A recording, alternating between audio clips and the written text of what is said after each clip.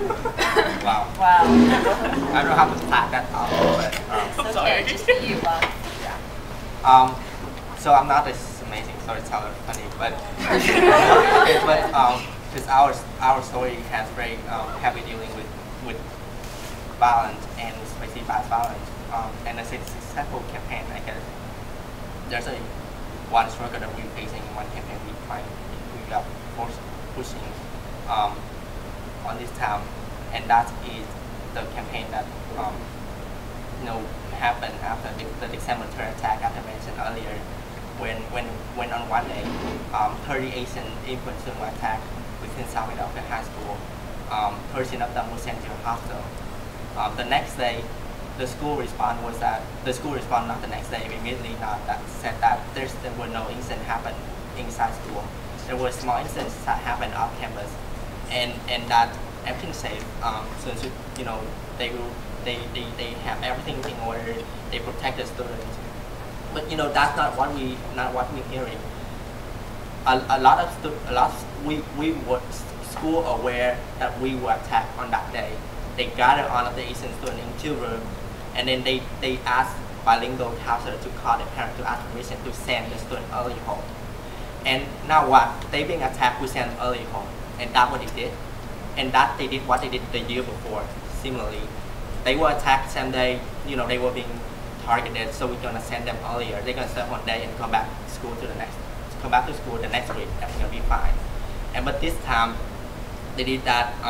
But however, they dismissed us after they dismissed the other students. And then there's 10 of my friends who walked out the door, met the principal, and then they saw the principal. They said that they were afraid to go home. It's not safe to go home. There's a lot of students at the corner, and they're afraid they're going to attack because throughout the day, people have been searching class by class for Asian students to attack. And now you would bring in that Asian face on the street, angry people. What could happen? And then the principal promised that I will walk you home. Don't worry, you'll be safe. But within 1 block, she disappeared. And my friends found themselves in the middle of many people who, throughout 8 hours, have been wanting to attack them. And they ran across the street and they get chased. And at one point, they were attacked badly. And then they were sent to different hospitals. The principal claimed that she came to visit, but no one ever account her presence at the hospital. At least not the students. And then the next day, we stay home and Cheng Wei Cheng, who's not here today, but these amazing student organizers call out everyone, came to Chinatown for a press conference, and in the morning and in the afternoon we met with school officials, school district, school staff, everyone came into one church in Chinatown. We met, and what happened, our principal did why we testify in our story. Here's what happened, why you say that. She was texting on her BlackBerry. The chief of the chief, safety chief of the school district, Pevasli, as he was testifying from our story. In the end, one person stand up and said that we promised you will be safe, come back to school on Monday, without asking us what happened, without listening, without even telling us that we here, how we can protect you. No, we're gonna protect you because it's gonna be safe. You just need to go back to school. And we were angry. We said, no, we're not going back to school. So the following Monday, we stayed out of school. We came to this secret location in Chinatown to meet up. We called our friend, we came down, and we document our story. I mean, you claim that nothing happened. Here's what we saw. Here's what we witnessed, and we're going to document it and public and show the public to tell that this actually happened. And at the same time, we called the press. We started to gather everyone together, strategizing with the support of adult advocates and the community. And amazingly, we asked the restaurant to donate food for us to sustain our work. And then we strategizing, we document what happened. We marched to the school district at their bi-weekly meeting, which is the school reform commission. We testified and we create a list of demands. We said, hey man, your school is so dangerous. It's not safe, just not for everyone. But it's you nurturing the bias environment, and that's creating bias violence against us. and we demand, here's a demand that we have, and up until you meet this demand, we will go back to school only if you meet certain demand that we have. We present to them, and after when we keep going, but then we schedule a meeting with the superintendent who said that she wanted to meet with us. We wait for approximately 8 hours. She didn't respond, and at last he responded that I'm not going to meet with you guys up until I only meet with you guys if you guys are on school district property. So which is he forced her to go back to school to meet with her. And that we said no, we're gonna keep boycotting. We cannot stay out of school. So at one point she agreed to meet with us at a community church in Chinatown. And at the end of the meeting, she stood up and said that tomorrow I want to see you at school, or I will transfer you and mark you as illegal absent. So basically we tried and we were pushing back to school, and we went back to school. There were new cameras, there were new security in place, but then we felt that not enough. And then we in our demand, we began to demand for annex study. We demand for more services for infant students. We demand for more services for parents. We demand for program and extracurricular activity that would create dialogue between students, that would create an environment that nurtures the love and the relationship between students of different backgrounds. And doing about that, we also filed a lawsuit to the Department of Justice and the Pennsylvania Human Relations Commission against the schools of Philadelphia, because we feel that they have failed to protect us, and they have refused to recognize that we were attacked because we were Asian immigrants, and we feel that they didn't take responsibility to step up and fix the problem. And the DOJ and Pennsylvania Human Relations rule in favor of us and found that the school district violate our civil rights, which is amazing. And then they, yeah. So,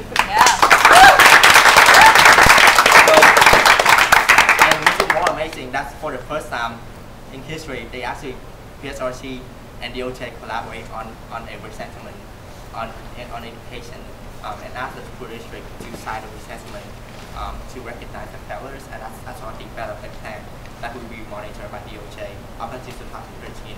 That's how they will make school district South Philadelphia High School Sanford space for Asian immigrant students, and that was successful.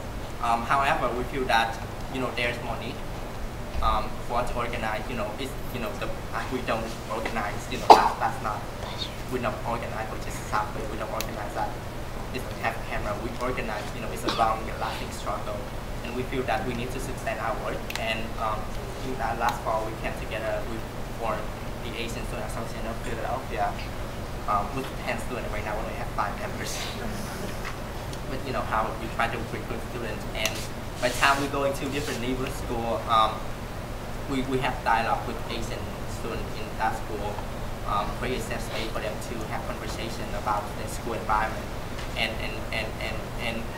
sort of ask them, provide help, and then try to create allies, a network that we could help one another fighting for Asian immigrant rights in Philadelphia. And we also joined the citywide campaign, which we call the Campaign for Nonviolent School. We create a platform that said, here's what a nonviolent school look like, and here's the implementation that you need to take in order to create a nonviolent school. And we submit to the school district, and we will be endorsed by many people. I have a question. What were some of the demands that you asked for, and were the most important ones met? There's the demand. The list of demand was at that point. When we boycott, we felt that there should be cameras. There should be cameras because a lot of time, we are attacked, and then we come to the police, and the police asked us if we speak English. We said we don't, and then they said, okay, then I cannot help you. Do you recognize the person? I said, no, I don't. Then I cannot help you. So we demand cameras so that the police could hold themselves accountable for our safety. And But however, we also demand for satanic study services that provide for Asian immigrant student, Asian immigrant parent, because we feel that they need services that connect parents and school, and parents have been keeping out the loop the entire history, because they don't speak English and there's no communication in the parent language from the school to the parent. Yeah, and I think that's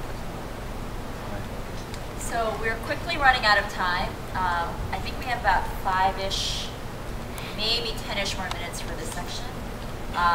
So let's see if we can get through a few more of the questions we have, and then see if we can have time for questions from you all.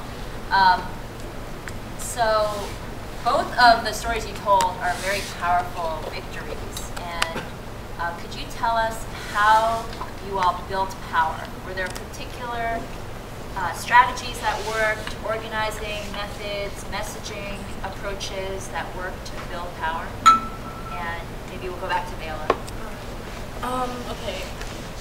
So how do we build power? We did both grassroots, bottom up, and grass top and top down organizing. Okay, these are really strong terms. I see the faces. So basically what bottom up is that we're working on community level and moving on up.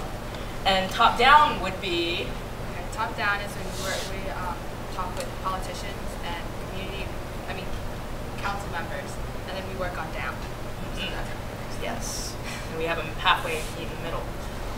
So for the grassroots, what we did for bottom up was reaching out to the youth. That was through the Bela social event for the landfill situation. We also build alliances with other communities, such as the African American community, or just both faith-based and neighborhood-based. We also helped. We translate for the elders. We helped them. Actually, we helped them understand their power through voting education. That your vote matters and you have power over that. So yeah. Okay.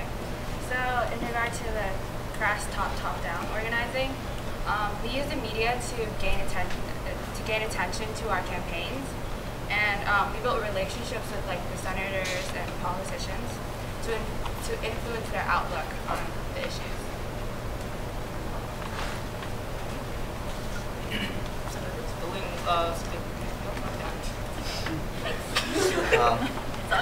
So there's, throughout our campaign, there's different period of time where the strategy of keeping power will be differently. So for example, during the boycott, the way that we keep power and feel power is that we stay out of school. As long as you stay out of school, we have the power. And then we, that's like, come on, 70 students absent and 70 Asian immigrant students in one school absent the same day and for 8 days straight, that's tells something. And we marked to the school free proclamation, and similarly to Bela, we use media as a way to keep pressure on the school district to publicize our story, publicize our document and our demand, and what we need school to do. But then after the boycott, we DOJ and KSRC have been a way for us to keep our power, because we've been found favor, and that we have backup from DOJ, and at the same time, ASAP, the group that we found, and we succeeded and the way the work we do, we building relationship with other youth groups across the city who facing similar struggle is also a way to build power.